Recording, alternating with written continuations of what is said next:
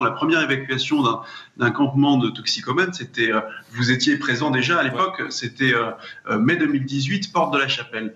Qu'est-ce qui se passe depuis 4 ans? Depuis 4 ans, on évacue, tous les 6 mois on évacue, et puis il y a une reconstitution qui se fait soit in situ, exactement au même endroit, soit quelques encablures plus loin, et on a des reconstitutions de camps. Vous avez des personnes qui sont à proximité immédiate de Forceval qui vont y revenir quand la présence policière sera moins importante, et vous avez d'autres toxicomanes qui vont retourner là où ils avaient par le passé l'habitude de consommer. C'est du côté de Stalingrad, c'est du côté de la Chapelle, éventuellement du côté de la porte de la Chapelle, ou dans d'autres quartiers, là où le trafic, la consommation s'est un peu enquistée et qu'il y a des habitudes de consommation qui ont été prises. Le problème, le vrai problème de cette situation-là, c'est que c'est pas la police qu'il faut envoyer, vous l'avez très bien vu, quand la police embarque des toxicomanes dans des fourgons, que vont-ils faire? Les policiers ont autre chose à faire que de surveiller des toxicomanes dans des commissariats qui sont déjà par ailleurs débordés et surchargés. Donc ils vont être relâchés bien évidemment, et il n'y a aucune solution de soins qui est apportée derrière, aucune solution de soins. Le bon sens voudrait que ces personnes qui sont malades